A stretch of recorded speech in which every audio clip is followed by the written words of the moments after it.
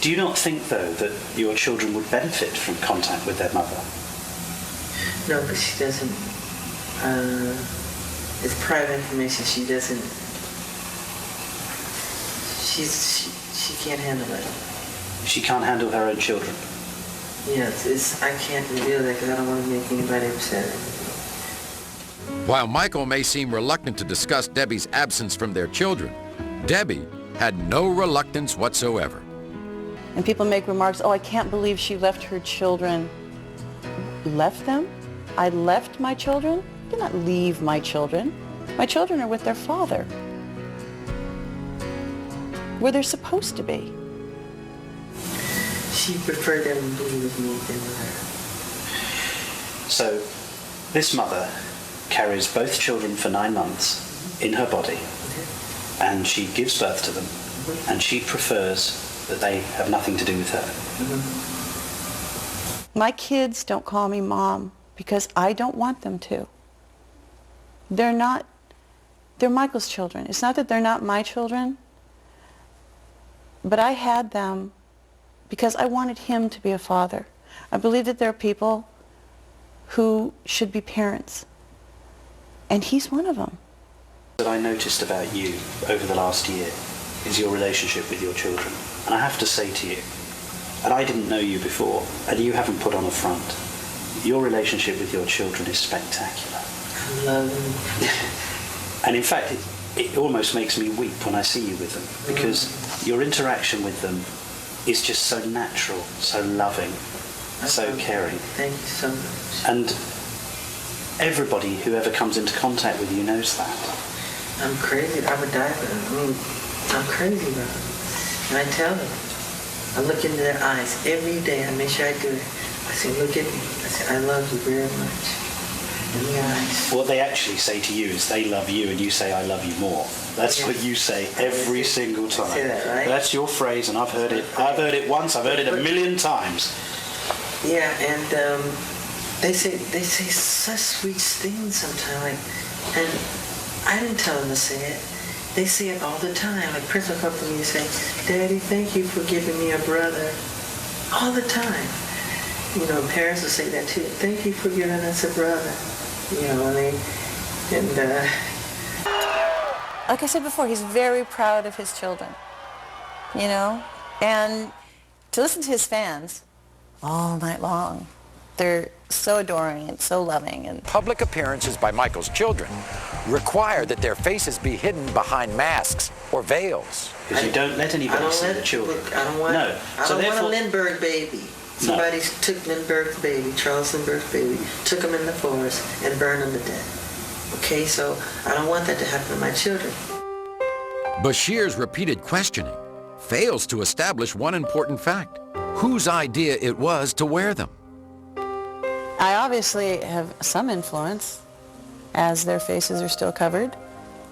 That was my request, not his. Michael's very proud of his children.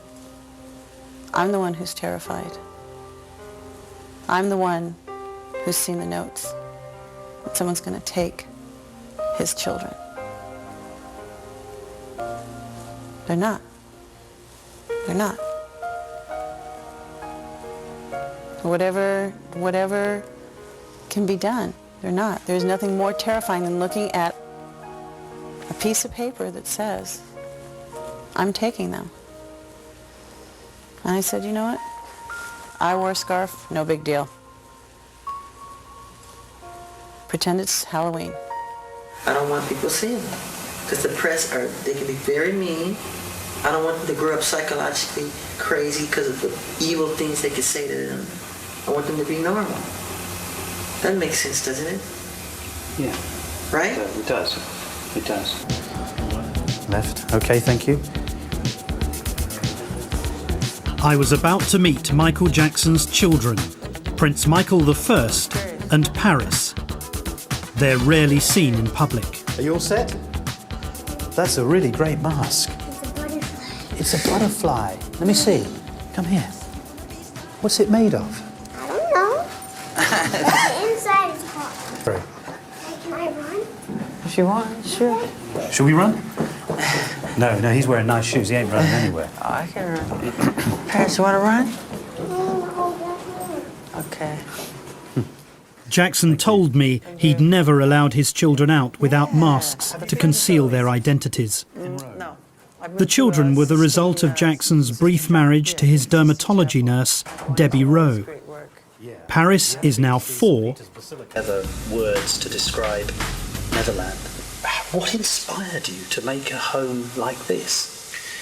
What inspired me? It was so easy because it was me being myself, creating things that I love. And what I love, kids happen to love, or the child that lives inside the adult happens to love. You know, it is so easy because I'm just putting behind the gates everything I never got to do when I was a kid. Tell me why. Is it so? Don't wanna let you go.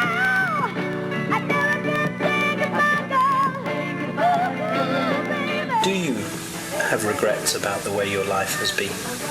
Somewhat. And what do you regret? When I was really little, around 11 and 12, I was under contract with Motown, and I would have to go to the recording studio. I had to go and make these albums because the summer tour was right around the corner, and right across the street from the recording studio was a ballpark, and I could hear the kids, you know, the roar of the crowd and playing and catching ball and having fun and playing tennis. And some of those times I so passionately wanted to just go over there and just play a little bit and not go to the recording studio and sing. Just to, you know, have some fun with the kids. And I couldn't.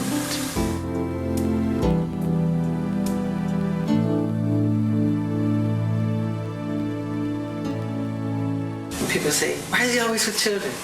Well, I was raised in a world with adults. When kids were playing in bed sleeping at night, I was up doing clubs. I was doing club dates, 3 in the morning.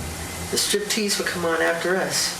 You know, we were performing. And we didn't have friends. My brothers were like my friends, but we worked. There was no Christmas. There were no birthdays, and we were very strict Jehovah's Witnesses. So I'm compensating. Nature makes sure that I compensated for the lost. So when you come behind my gate, you'll see amusement park, you'll see animals, you'll see everything I never got to do. There's candy everywhere. It's fun.